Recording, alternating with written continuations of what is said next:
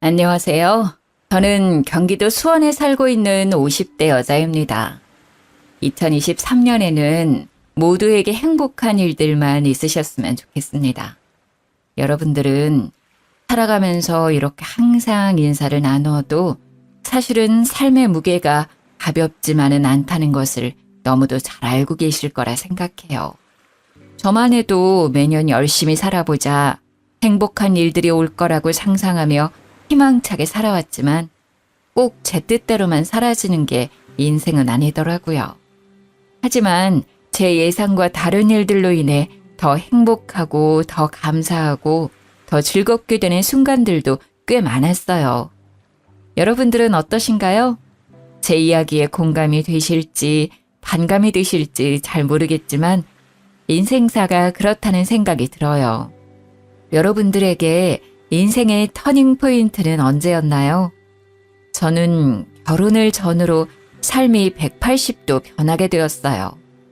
그래서 누가 물어보면 꼭 결혼이 나의 터닝포인트라고 이야기를 하곤 해요. 시댁을 만나고 겪게 되는 일들이 정말 놀라웠거든요. 좋은 의미로 놀라웠을지 나쁜 의미로 놀라웠을지 제 이야기를 들어보시고 판단해 주시면 감사하겠습니다. 제 이야기를 들려드려 볼게요.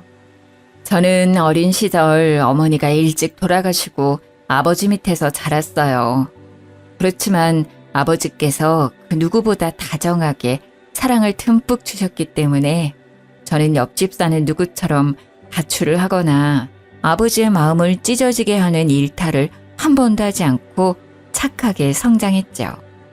국민학교를 다니면서부터 중학교, 고등학교를 다니면서까지 주변 친구들의 머리를 만지며 예쁘게 해주는 것을 즐겨했고 친구들이 마음에 들어하며 저에게 칭찬을 해주는 게 학창시절의 제 낙이었어요. 그렇게 저는 미용일에 뛰어들었어요. 참 어리숙했고 순수했지요. 친구들 머리를 만져주는 게 재밌다며 미용일을 시작하다니요. 하지만 저는 악으로 깡으로 열심히 버텨냈어요. 작은 미용실에서 수건 빨고 널고 말리고 접는 보조원 역할만 만으로 3년은 했던 것 같네요. 그리고 메인 미용사 옆에 서서 고무줄이나 로트를 넘겨주는 일, 그리고 샴푸를 하며 두피 마사지를 해주는 일. 손이 부르트다 못해 피가 철철 흐를지라도 하루도 빠짐없이 일을 했어요. 제 성실함이 빛을 발하는 날이 올 거라 생각하며 말이죠. 그렇게 저는 제 손기술을 터득했고 서울 알짜배기 위치에 작은 미용실을 개업하게 되었어요. 제 나이 29, 생각보다 어린 나이라고 할 수 있지만 20살부터 미용 일을 배워왔으니 근 10년 만에 제 일을 시작하게 된 것이었죠. 저에겐 큰 모험이었지만 신나는 하루하루였습니다. 당시만 해도 그 지역 근처에 20대의 미용사가 보기 드물었거든요. 그 덕에 제가 어리지만 손도 빠르고 아주 싹싹하다는 좋은 소문이 돌았고 금세 단골 손님들이 생기기 시작했어요. 그리고 더불어 저는 미용실 손님께서 주선해 주셔서 직업군인의 남자와 연애도 할 수 있었죠. 첫눈에 서로 호감이 갔고 서로 연락처를 교환하자며 다음 만남을 기약했지만 군인이었던 남편, 서울에서 멀리 출장을 떠났고 저희는 편지로 소통을 하게 되었어요. 요즘 시대와는 다르게 당시에는 편지만이 거의 유일한 소통 창구였죠. 제 남편은 성실한 직업군인이었어요. 4년제 대학을 졸업하고 바로 취직하고 싶은데 하필이면 취직난이 있었던 해여서 바로 군입대를 지원했다고 해요. 본인과는 꽤 잘 맞았는지 말뚝을 받겠다고 마음을 먹었고요. 집에서도 일찌감치 독립을 하고 싶은 마음이 있었고 군대라는 일이 자신이 그려왔던 조건과 잘 맞았다고 하더라고요. 저희는 어려운 환경이었지만 편지로 소통을 하며 사랑을 키워갔어요. 몇 달에 한 번씩 얼굴을 보고 아쉬움을 뒤로한 채 5년여 기간의 연애를 끝마치고 마침내 결혼을 하게 되었죠. 하지만 제가 편부 가정에서 자라왔다는 사실이 제 발목을 잡았어요. 이게 얼마나 문제가 될까 싶었고 저는 한 번도 부족함을 느끼지 못했는데 시댁에서 저에 대해 반대를 꽤 심하게 하셨던 것 같더라고요. 그것도 시누이들이 문제였어요. 남편은 1남 4녀 5남매의 장손이자 막내 아들이었는데 위로 있는 4명의 시누이들의 입김이 그렇게 셌던 것이었죠. 아빠만 있는데 어떻게 그 집에 우리 막내 동생 장가 보내고 맡긴다는 거야. 누나들이 나를 챙기면 얼마나 챙겼다고 이제 와서 갑자기 그런 이야기를 왜 하는 거야? 그만해. 내가 알아서 해. 그렇게 반대를 무릅쓰고 진행을 했던 결혼이었지만 생각보다 평탄하지만은 않았어요. 시댁 일을 제외하고서라도 힘든 일이 한둘이 아니었기 때문이죠. 우선은 제가 그렇게 행복하게 일을 했던 제 미용실을 처분했어야 했습니다. 직업군인인 남편과 한 지붕 밑에서 살기 위해서는 어쩔 수 없는 처사였지요. 정말 피눈물이 났어요. 어떻게 일궈온 내 가게인데 한순간에 문을 닫게 될 거라 상상도 못해왔던 일이었어요.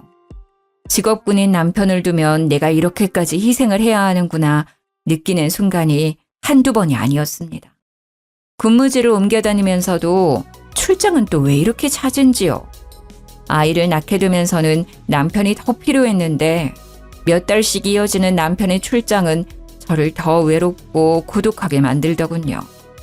항상 밝고 유쾌했던 저인데 저에게도 이런 힘든 순간이 찾아오기도 하는구나 싶었어요. 길고 어두운 끝이 보이지 않는 터널을 지나가는 기분이었어요.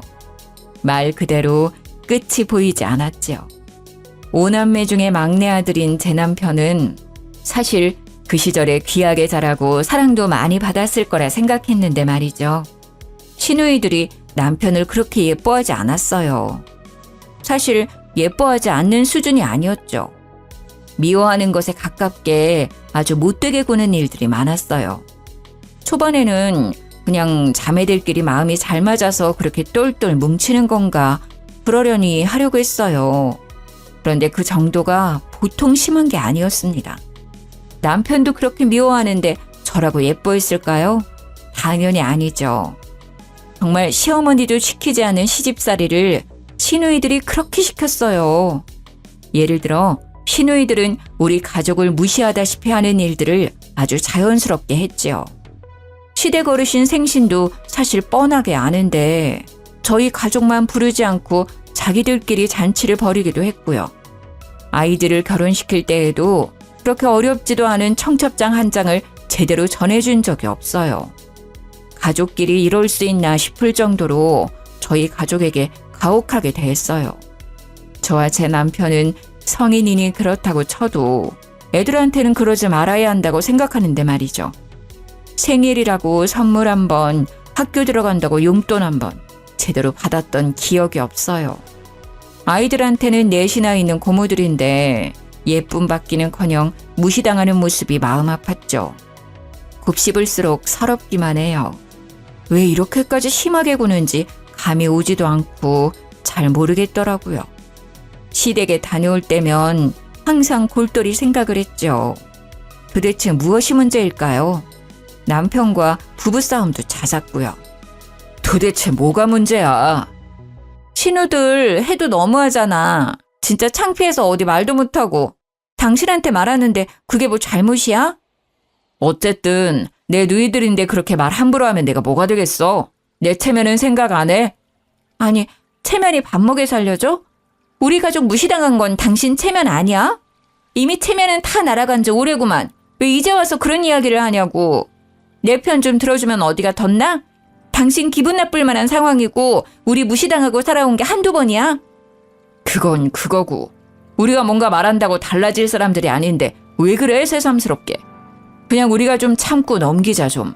일 키우지 말자고. 조용히 넘어가자. 답답한 노릇이죠. 조용히 넘어간다고 넘어가지는 일이 따로 있죠.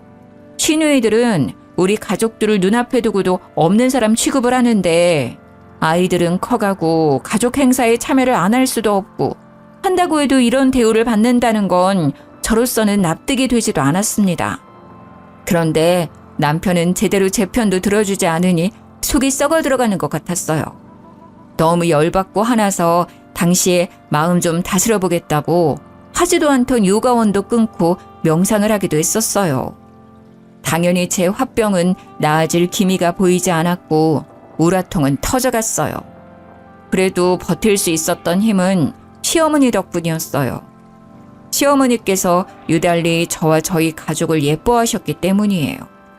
시누이들이 괴롭히고 난리를 쳤어도 시댁 식구들을 원망하더라도 시어머니를 보며 버틸 수 있었어요. 시댁 식구들 중에 어머니께서 아이들을 봐줬던 경우는 없었어요.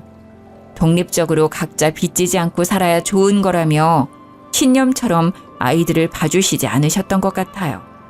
그렇지만 저희 아이들의 경우 막둥이가 낳은 새끼들이라며 저희 부부가 가장 고생이 많다며 아이들을 봐주시기도 하고 여러모로 도움을 많이 주셨어요.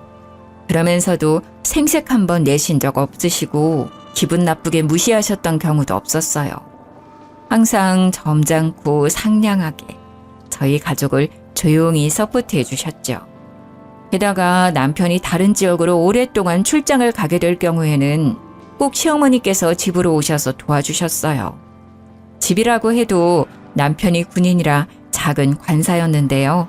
작은 집이지만 열심히 살림살이 꾸려서 살아간다며 예뻐해 주셨어요. 결혼한 제 친구들 중에서 누구도 시어머니 좋다고 이야기했던 경우는 없었는데 제 경우가 특이하긴 하죠. 저는 시어머니가 불편하기보다 너무 감사하고 좋았어요. 특히 저의 경우에 어머니의 부재 속에 유년 시기를 겪어와서 그런 건지 시어머니가 도와주시고 챙겨주시는 것들이 하나하나 다 좋았고 감사하더라고요. 그리고 시어머니에 대해 한 가지 사실을 덧붙이자면 말씀을 하지 않으시는 분이었어요. 말씀을 못 하시는 분이 아니었는데 과거에 실어증에 걸리게 되어서 말씀을 안 하게 되셨다고 하더라고요. 그 정확한 사연은 제가 잘 알지 못했지만 항상 마음으로 따뜻하게 느껴지는 분이었기에 저는 시어머니를 누구보다 사랑했어요. 제 어머니라고 생각했어요. 그리고 시어머니도 저를 그렇게 예뻐해 주셨어요. 딸이 넷이나 되지만 막내 아들의 며느리로 들어온 저를 가장 예뻐해 주셨고요. 별건 아닐 수 있지만 집안일로 시부모님을 뵙게 되면 꼭 저희 아이들 용돈은 빼놓지 않고 챙겨주셨고 가족들은 별로 안 좋아하지만 제가 시어머니 표 만두를 참 좋아했는데 시어머니가 꼭 두세 달에 한 번씩 손만두를 빚어서 저희 집으로만 붙여주셨어요. 식당에 가게 되어도 꼭 저를 옆에 두시고 식사를 하셨는데 시누이들 눈에는 이런 모습들이 괜히 더 눈꼴 시리게 느껴졌던 것 같기도 해요. 그리고 시댁의 형편은 꽤 괜찮아서 금전적으로 부족하거나 쪼들리고 힘든 경우는 거의 없었는데요. 공무원 박봉이라며 저희 남편 군인 봉급 짜다고 꼭 생활비로 보태라고 시어머니께서 남편 몰래 용돈을 쥐어주시기도 하는 경우도 많았어요.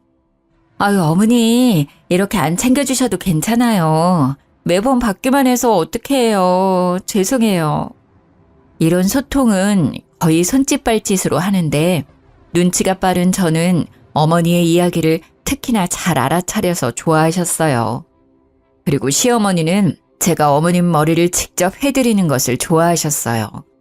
염색을 하지 않으신 건강한 백발의 머리였는데 염색은 원치 않으셔서 주로 파마를 해드렸는데요. 꼬불꼬불하게 파마를 해드리는 것이 저의 역할이었어요. 파마가 잘 나오든 나오지 않든 항상 마음에 들어 하시고 파마를 마치고 나서 세팅을 해드리면 꼭 머리를 연신 만지작 거리시면서 소녀처럼 거울을 자주 들여다보시곤 했어요. 고맙다는 마음은 저를 꼭 안아주는 포옹으로 표현하셨고요.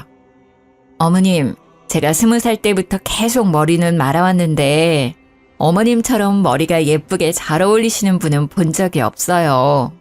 그리고 흰 백발의 머리가 어쩜 이렇게 잘 어울리실 수가 있어요? 정말 너무 고우셔요, 우리 엄마. 그런데 상상도 못했던 폭풍 같은 일이 저희 가족에게 일어나게 되었어요. 어느 날 갑자기 어떤 노년의 여자분이 저희 시댁으로 찾아왔던 것이 사건의 발단이었죠. 문 열어! 문 열라고! 여기 사람 있는 거 다 알고 찾아왔다 이 말이야. 열어서 노인네 다 죽는다. 지금 안 열면 나 진짜 쓰러진다. 사람 죽네 죽어. 죽기 전에 문 열어. 아니, 아침부터 이게 무슨 소란이냐? 어떤 놈이야, 이거? 아이고, 늙어서 모르시나? 기억을 못하는 척 하시는 건가? 나 아시잖소? 나예요. 나 꽃분이. 꽃분이 기억 못하시나? 본인을 꽃분이라고 소개하는 노인분이 시댁을 찾아왔다고 했어요. 그러고는 다짜고짜 내 아들 내놓으라고 고래고래 소리를 지르며 난리를 쳤다는 거예요. 정말 동네가 떠나가라 소리를 지르며 창피란 창피는 다 줬던 거죠. 시아버지가 상황 설명을 해주시는데 무슨 말도 안 되는 드라마인가 싶었어요. 버젓이 시어머니가 계시는 집에 들이닥쳐서 아들을 내놓아라? 집을 잘못 찾아온 게 아닐까 싶었는데 그건 제 생각이었고요. 사실 얽히고 설켜있는 사연이 있었더라고요. 본처였던 시어머니께서 아들을 낳지 못하고 딸을 넷이나 낳았는데 시댁 할머니와 할아버지의 고집이 더해진 의논 끝에 첩을 들여서 아들을 낳게 했던 상황이었더군요. 귀하게 어렵게 첩을 통해 얻은 아들 자식이 제 남편인 것이었더라고요. 서로 모르는 척 살 수 있게 하려고 돈을 꽤 많이 쥐어보냈는데 갑자기 그 돈이 떨어진 건지 노망이 난 건지 자기 아들을 되찾아오겠다며 시댁 어르신 댁에 들이닥쳤던 거였어요. 이 이야기는 시아버지를 통해 들었어요.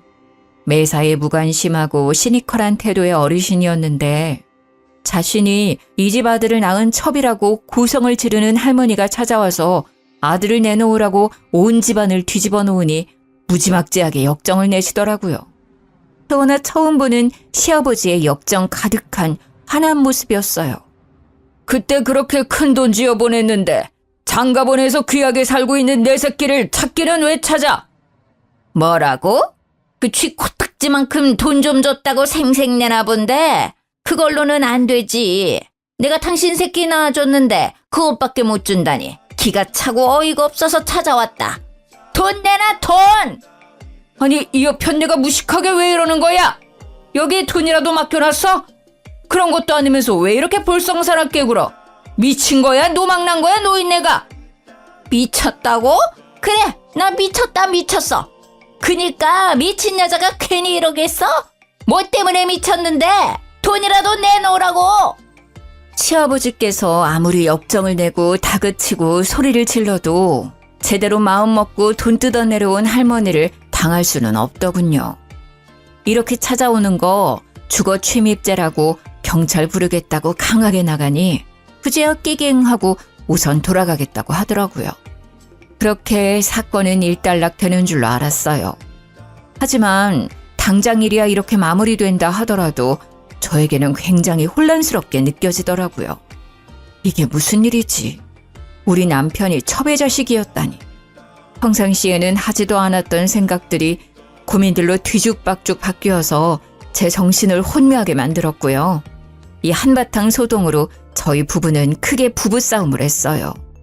신혼 때야 서로 맞춰간다며 기싸움하고 투닥거렸지만 이번에는 차원이 달랐죠. 제가 시누이들 때문에 힘들고 마음고생했던 것들까지 한 번에 터져서 정말 큰 다툼이 되었어요. 나를 바보 취급하고 속이고 제대로 알려주는 것도 없는데 우리가 가족이야? 그렇다고 할 수 있겠어? 그게 또 무슨 소리야? 뭘 속여? 나도 모르는 사실이었어. 나라고 그런 이야기가 기쁘고 즐거웠겠어? 우리끼리 위로하고 다독여도 부족할 판에 왜 짜증이야? 당신이 모르고 있다는 게 말이나 되는 소리야? 그리고 신우들은 이 사실을 분명히 알고 있었을 거라고. 그니까 당신이나 나나 우리 자식들이나 머저리 취급해왔던 거 아니야. 투명인간 취급하고 무시하고 깔보고. 우리가 뭐가 못나고 뭘 잘못했다고 그런 대접을 받아야 하냐는 말이야. 안 그래? 이 집 구석 진짜 못 살겠어. 너무 힘들어. 저는 제 남편이 설마 이 사실을 모르고 있었을까 싶었어요. 알고는 있었는데 저에게 말하기 어려워서 속여온 게 아닐까 싶은 마음에 그게 너무 괘씸했던 것이죠. 하지만 남편은 죽어도 몰랐다고 정말 본인이 더 억울하다며 얼굴을 붉히는데 거짓말은 아닌 것 같더라고요. 그래서 속는 셈 치고 남편을 믿어보려 했어요. 그리고 남편은 왜 이렇게 시누이들이 본인을 미워할까 고민이 많았었다고 해요. 어떤 이유도 없이 그저 미움을 받아와서 그냥 그러려니 살았다고 하더라고요. 자기 아내까지 이렇게 미워할 줄은 몰랐다면서요. 어린 시절 부모님이 간식을 사와도 부스러기 쪼가리를 주거나 주지 않는 경우가 많았고, 공부를 할 때도 저녁에 불을 켜고 공부하면 유난 떤다며 욕을 그렇게 들었다고 했어요. 게다가 어린 시절부터 꼭 그렇게 시누이들끼리 쿵짝짝이 잘 맞아서 본인을 왕따시키듯이 굴고, 생일이라고 롤케이크라도 사주시면 한 조각도 받아먹지 못하고 생일 노래도 제대로 들어본 적이 없다고 했어요. 불쌍하더라고요. 남편에게 이런 과거가 있었다니. 왜 이야기를 하지 않고 이제와 이야기를 하냐고 나무랐더니 자신의 과오처럼 느껴져서 일부러 피하고 살았다고 하더군요. 어린 시절의 상처, 어떻게 보면 평생의 상처로 남기도 하는데 어린아이에게는 감당하기 힘들었을 경험들이 제가 모든 상황을 다 알고 듣지는 않았지만 참 안쓰럽더라고요. 아버지께서는 친아들이라 예뻐해 주시는 것이 그렇다 쳐도 어머니는 어떻게 당신을 예뻐하실 수 있었던 거냐고 물어봤어요. 남편 자기도 모르겠다고 하더군요. 자신이 미움받은 것은 시누이들이 막내 동생 시기 질투하는 것으로만 생각해왔다고 하더라고요. 그런데 하필이면 저희 부부가 시댁에 인사드리러 간 날 또 남편의 모친이 문을 쾅쾅 두드리며 돈을 요구하러 온 거예요. 문 안 열어! 내가 오늘은 꼭 돈 받고 갈 거야! 이런 더러운 인간들 돈도 안 주고 돈 내놔 돈! 동네 사람들 이 집구석이 아주 콩가루 집구석이에요. 동네 사람들 이거 다 하셔야 하는데 이 집 막내 아들이 사실은 내 새끼예요. 돈 내놓으라는데 귀한 아들 데려다 놨더니 돈도 안 주고 노인네들이 아주 노망났어요. 이 집 노인네들. 당혹스럽고 무서운 마음에 졸아서 아이들만 껴안고 있었네요. 시어머니를 바라보며 어떻게 하죠? 어떡하죠? 한숨 섞인 걱정만 이야기했어요. 제 모습을 보던 시어머니의 눈빛이 갑자기 바뀌었어요. 그러고는 현관문을 열고 노인분을 마주했죠. 실어증이 있으셨던 어머님이 무척이나 근엄하고 또랑또랑한 목소리로 호통을 치셨어요. 당신 새끼가 도대체 여기 어디 있다는 거예요? 그때 다 버린 자식 아니었어요? 같이 키우자고 손 내밀었을 때는 거들떠도 보지 않고 그렇게도 매정하게 떠나더니만 이제 와서 돈 떨어졌다고 자기 새끼 찾는 부모가 어디 자기 새끼 낳은 부모라고 할 수 있겠어요? 알고 보니 시어머니께서도 시어머니의 어머니, 즉 시할머니와 의논을 하고 합의하에 아들을 낳기 위해 첩을 들이셨던 상황이었는데 그 첩이라는 사람이 알고 보니 완전 망나니 같은 사람이었고 따로 집을 내어줄 테니 아들을 키우라고도 부탁을 했었는데 자기는 남정네들 없이는 못 산다며 아들만 키우고는 살 수 없다고 발목 잡히기 싫다며 돈을 받고 떠났던 상황이었어요. 저희 시어머니라고 아주 신나고 달갑게만 이 상황을 받아들이신 건 아니었죠. 아들이 없어서 받게 되는 끝이 나지 않는 구박과 시댁살이에 지쳐서 첩을 들이자는 것에 찬성을 했던 것이었죠. 그런 시어머니가 참 가엾게 느껴졌어요. 첩이라는 노년의 여자분과 실랑이를 했어요. 어떻게 말씀을 하셨어요? 어머니, 정말 너무 대단하세요. 전 무서워서 벌벌 떨기만 했잖아요. 너희들, 혹시 어떻게라도 할까 해서 그랬던 거지. 얘야, 나는 아직도 말을 하는 것이 서툴고 어렵구나. 어머니는 지금도 말이 잘 안 나오고 얼어붙고 설명하고 말을 하는 게 머리가 쭈뼛 서는 일이라고 하셨어요. 하지만 그 노인이 자식들을 해코지라도 할 수 있겠다는 생각에 강하게 말씀하셨다고 하더라고요. 사실 시어머니도 정말 무섭고 떨리는 상황이었을 텐데 실어증을 기적적으로 극복하시면서까지 저희를 보호해 주셨다는 게 정말 감동이었어요. 이후로 그 노인분은 찾아오지 않으셨어요. 아마 시아버지께서 따로 불러서 해결을 보신 것 같더라고요. 돈을 그렇게 많이 요구를 했다고 하더군요. 예전에는 조용히 뒤에서 돈을 받아갔던 상황이었는데 해도 너무하다 싶어서 아버님께서 그만하라고 말씀을 드렸다가 이 사달이 난 거였고요. 아들을 자기 자식처럼 생각을 했더라면 아들한테 미안해서라도 저렇게 행동은 못할 것 같은데 말이죠. 아들 자식을 볼 면목이 없지 않을까 했는데 정말 노인분은 돈만 챙겨서 조용히 사라지셨더라고요. 경제적인 어려움을 겪고 있는데 빠르게 나아질 것 같지 않은 모습에 조금 정말 불우이웃을 돕는다는 마음으로 도와드렸다고 전해 들었네요. 참, 저희 시부모님도 천사죠. 저라면 소송이라도 걸고 크게 혼내줄 것 같은데 어쩌면 내 아들의 친모라는 타이틀이 마음에 걸려서 그렇게 모질게 굴지도 못했던 것 같아요. 하지만 중요한 건 제 남편 마음이 말이 아니었다는 점이었죠.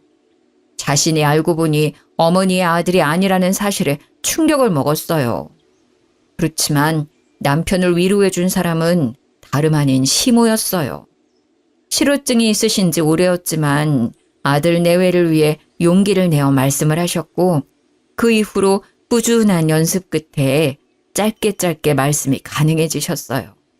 그러고는 저희 아들 내외를 이전보다 더 챙겨주셨어요. 제 남편이 안쓰럽게 느껴졌던 것이겠죠. 내 아들이다. 네가 어떻게 생각하든 너는 내 아들이니 스스로 귀하게 생각해야 해. 이렇게 제 남편을 위로하는 말씀들을 참 많이도 해주셨어요. 남편은 오히려 묵묵하게 눈물을 훔치는 경우가 많았어요. 그렇게 예뻐해 주시고 위로까지 전해주시는 어머니가 세상에 어디 계실까요? 남편은 복도 많죠. 어머니께서 배 아파서 낳으신 딸들보다도 저희 남편을 예뻐해 주시고 챙겨주시니 말이에요. 시누이들이 이 상황을 곱게 보지 않았죠. 당연히 시누들은 득달같이 달겨들어서 그렇게도 알과알부 이야기를 많이도 했어요. 시누이들은 자기들이 비밀을 보장해서 그래도 그동안은 이 사실을 모르고 살지 않았냐며 우리 덕분에 좋았던 시절이 있었다고 이제 그 시절은 다 가서 어떻게 하겠냐고 비꼬는 이야기들만 계속했어요. 첩자식이 꾸린 가정인데 잘 지내봤자 얼마나 잘 지내겠냐며 모욕적인 언사는 기본이었어요. 시누이들이 어떻게 한 명도 빠짐없이 그렇게 못되게 굴 수 있을까요? 우리 사실 다 알고 있었는데 조용히 눈 감아온 거야. 알지? 그니까 우리 덕에 좋은 시절 지냈던 거지. 그 사실을 미리 알았어 봐라. 결혼이라도 제대로 할 수 있었겠냐? 아주 양가 집안에서 난리 쑥대밭이었겠지. 안 그래? 그니까 말이야. 고마운 줄 알아야지. 아이고, 우리가 비밀을 지켜줬던 좋은 시절은 다 갔네. 어쩌냐? 이제 더 힘들어지겠네. 우리 집안 자식도 아니고 첩의 자식인데 일곱째. 그러고는 어머니 아버지께 해야 하는 도리도 제대로 하지 않고는 저희 가족에게만 몰아붙이듯이 굴었어요. 엄마네 집 가봤어? 세탁기 하나 새로 해드려야 하지 않겠어? 추석 선물 그게 뭐야? 우리는 그렇다 쳐도 우리 엄마 아들식이나 되고 뭐 하나 제대로 된 거 사드린 적 있나? 생각 좀 해라. 너무하지 않냐? 엄마 아빠한테 맨날 받기만 하는 것도 부끄러운 줄 알아야지. 저는 그저 시누이들 앞에서는 주눅 들고 작아질 수밖에 없었어요. 어머님께서 저희 가족을 아무리 예뻐하신다고 해도 제 남편의 출신이 달라지는 것도 아니고 저희가 그게 흠이라고 생각하지 않고 시부모님도 괜찮다고 해도 시누이들이 그렇게 저희를 못 잡아먹어서 안달이니까 말이죠. 그 후로 몇 년간 어머니의 위로와 시누이의 구박 아래 저희는 온갖 스트레스에 시달리며 살아갔어요. 하지만 저희 식구들의 근간을 흔들 만한 큰일이 벌어졌습니다. 아버님께서 쓰러지신 거예요. 첩이라고 하는 노인분께서 나타나시고 아버님께서는 급성 고혈압으로 몇 번을 응급실을 다녀오시곤 했어요. 혈압이 너무 높은데 연세도 있으시다 보니 항상 조심해야 한다는 의사의 조언을 새기며 살아오셨죠. 하지만 흘러가는 세월에 나빠지는 건강, 어찌할 수 없었나 봐요. 아버님께서 병상에 누워 계시는 상황이 발생하자 다들 피하기 바빴어요. 그렇게 엄마 아빠 하면서 애교를 떨어대던 시누이들은 시치미를 떼고 갑자기 각자 자기 일들이 더 바빠졌다고 핑계를 댔죠. 아, 내가 갑자기 일이 늘었네. 일을 어쩌나? 집이랑 일하는 데까지 거리가 좀 먼데. 아이고, 일을 어째? 나는 저번에 났던 교통사고 후유증 때문에 아직 물리치료를 받아야 해서. 미안해서 어째? 아버지는 누가 간호하나? 간병인 말고도 가족들이 왔다 갔다 하긴 해야 할 텐데. 그래서 저와 제 남편이 돌아가며 아버님 병간호를 시작했습니다. 당연히 시아버지 병수발을 도와주시는 전문 병간호인도 계셨지만 말이죠. 가족이 곁에서 말을 걸어주고 깨끗이 씻겨주고 먹여주고 입혀주는 정성은 환자를 호전시키는데 큰 도움이 될 거라 생각하는 저와 제 남편이 발을 벗고 나서서 책임지고 아버님을 모셨죠. 어머님께서도 항상 저희 곁에 함께 해주셨죠. 따지고 보면 아버님 곁을 떠나지 않으셨던 것이겠지만요. 어머님은 아버님이 언젠가는 이러실 거라 예상해왔다고 덤덤히 아버님의 기저귀를 갈아드리곤 했어요. 우리 아저씨도 내가 아프면 내 똥기저귀도 갈아주고 먹여주고 입혀주고 다 했을 거야. 그래서 나도 이렇게 할 수 있는 거지. 내가 먼저 아팠으면 우리 남편이 나를 내가 남편 챙기듯 챙겼을 거야. 너희들 너무 애쓰지 마. 내가 챙기는 게 맞단다. 어머니 당신께서도 몸이 건강하지 않으셨지만 아버님 병간호에는 누구보다 열심히셨어요. 집에도 가지 않으시고 병원에서 꼭 잠을 같이 주무셨죠. 그렇다 보니 어머님의 몸이 많이 노쇠해지게 되셨어요. 저와 남편은 그런 어머님께 집에 가시라고 부탁을 드리고 저희 가족이 더 맡아서 병간호를 하기로 했어요. 걱정 붙들어 매시라고 저희가 더 정성껏 간호를 했어요. 그렇지만 연세도 있으시고 합병증도 있으셨다 보니 병세가 쉽게 나아지지 않으셨어요. 그렇게 꼬박 2년을 병상에 누워 계시던 아버님께서 결국 이 세상을 등지고 말았습니다. 정말 눈물이 쏟아졌던 날이었어요. 저희가 정성을 다할수록 아버님께서는 분명 이 병마를 이기실 거라 희망을 가지고 간호를 했는데 말이죠. 마음이 아팠습니다. 혼자 남겨지게 되신 어머님도 너무 안타깝고 안쓰러웠고요. 하지만 문제는 여기서 끝이 아니었습니다. 아버님의 재산 문제. 그게 정말 제 마음이 찢어지게 아팠어요. 시누이들이 저희 가족에게 한 푼도 줄 수 없다며 그렇게 구박을 하고 윽박지르듯이 욕을 하는 것이었어요. 마음 다해 병간호를 한 상황까지 매도하며 아버지 재산이 탐나서 그런 거라고 하더군요. 너희 가족들 이럴 줄 알고 병간호하겠다고 나선 거지? 다 알고 이랬던 거구나? 아주 고단수야 고단수. 우리 아빠 돈 어떻게든 해먹으려고 아주 죽자 사자 그렇게 지극정성이었구만. 아무리 그래도 그렇지 재산이 탐난다고 내 시간과 에너지를 써가면서 거동이 어려우신 노인을 꼬박 2년간 병간호를 할 수 있을까요? 그리고 저는 미용일, 남편은 군대 일을 하면서 말이죠. 그리고 저희도 아이를 키우고 육아도 집안일도 없었던 게 아닌데 말이에요. 저는 그냥 이 돈 더러워서 안 받고 말지 싶었는데 남편은 그게 아니었나 봐요. 여보, 내가 이거 돈 때문에 이러는 건 줄 알아? 나도 아빠 자식이야. 난 자식으로서 인정받고 싶어. 이거 포기 못해.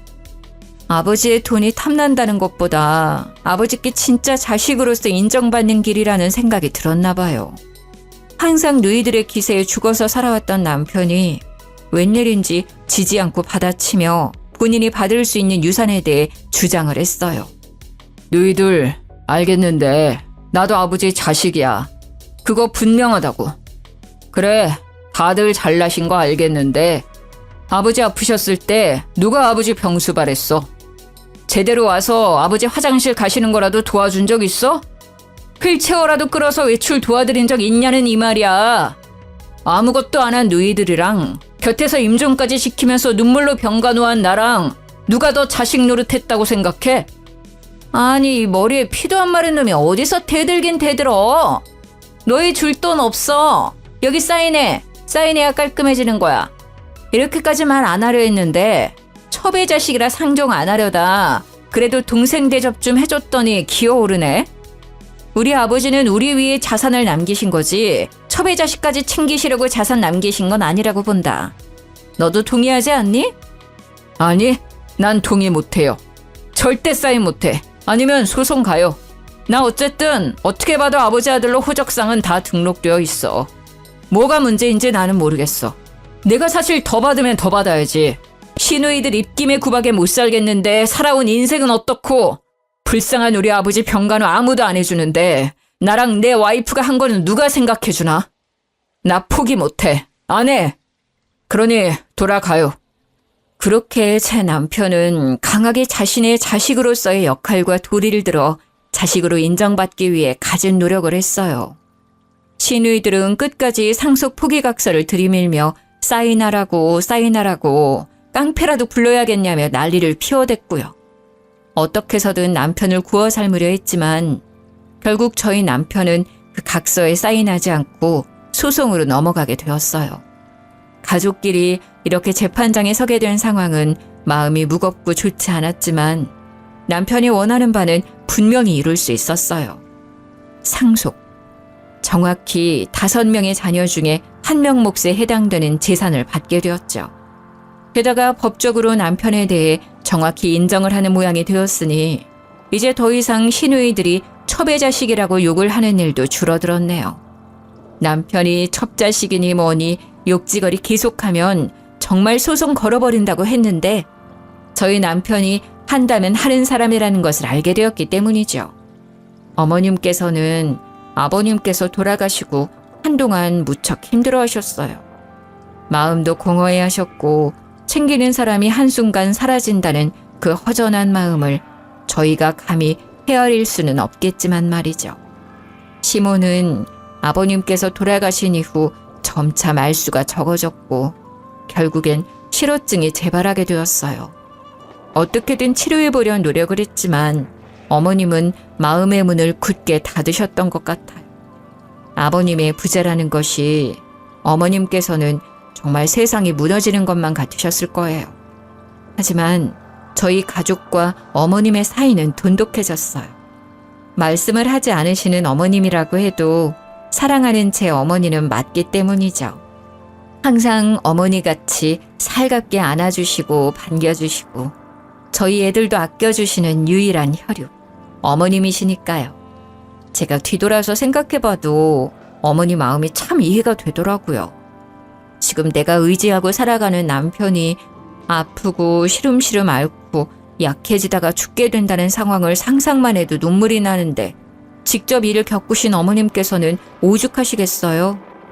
많은 고생을 하셨던 우리 어머니. 그렇게 아버님이 돌아가신 지 1년도 되지 않아 어머님께서도 유명을 달리하시게 되었어요.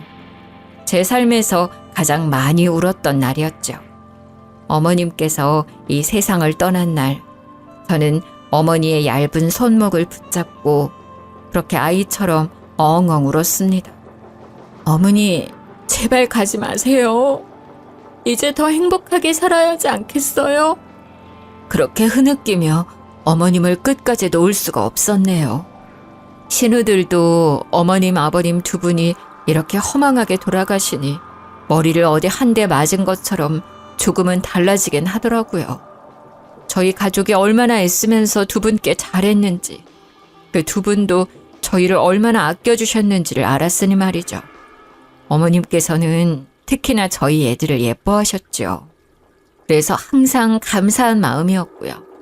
어머님께서 돌아가시고 유품을 정리하고 어머님 재산도 정리를 하게 되었는데 어머님께서 저희 애들 이름으로 들어두신 꽤 많은 주식이 있었다는 것을 알게 되었어요. 그래서 감사하게도 그 주식이 아이들 밑으로 들어가게 되었고 저희는 아이들 대학 학비 걱정은 덜어낼 수 있었어요. 참, 돌아가시면서까지 저희 가족을 마음속에 품고 사랑해 주시는 어머님의 마음. 정말 눈물이 앞을 가리더라고요. 제가 이런 사랑을 여태 받아본 적이 없어서 그런지 어머님이 더 그립고 애틋했어요. 사연을 들려드리는 지금도 어머님이 보고 싶네요. 제 이야기를 들으신 여러분의 마음은 어떠신가요? 이야기를 들려드린 저의 마음은 홀가분합니다. 제 삶에 나름의 고난과 역경을 정직한 방법으로 이겨냈다는 생각이 들어서 제 스스로 대견하고 뿌듯하기도 해요. 어려운 환경에서 자라나서 제 아이들에게는 꼭 좋은 환경 속에서 자랄 수 있게 하겠다는 다짐이 있었는데요. 돌아가신 시부모님 덕분에 감사하게도 넉넉한 형편 속에서 교육받고 뛰어놀며 씩씩하게 자랄 수 있었어요. 저희 아이들에게도 꼭 할머니, 할아버지에 대한 감사함을 잃지 않게 하려고 자주 이야기를 하곤 해요. 각자의 어려움이 다를 거라 생각해요. 아무리 제가 어려웠다고 해도 누군가는 저보다 더 어렵고 고통스러운 환경 속에서 저보다 더 멋지게 극복을 해내시기도 하겠죠. 그렇기에 저희 모두가 참 다르면서도 닮아 있다는 생각이 들어요. 이렇게 제 속이야기를 하면서 마음이 시원해지고 누군가에게 공감을 받으며 웃음과 눈물을 선물할 수 있다는 것은 정말 저 스스로에게도 뜻깊은 일이라고 생각이 들어요. 먼저 하늘나라에 가신 아버님, 어머님 덕분에 이렇게 잘 지낼 수 있게 되어서 감사하고 눈물이 나요. 아직도 기일이 되면 마음이 뭉클해지며 눈물이 나더라고요. 제가 죽는 날까지 어머님, 아버님 그리워하며 그리고 예뻐해 주신 저희 자식들 잘 키우려 해요. 모두들 제 이야기 들어주셔서 감사합니다. 항상 행복하세요.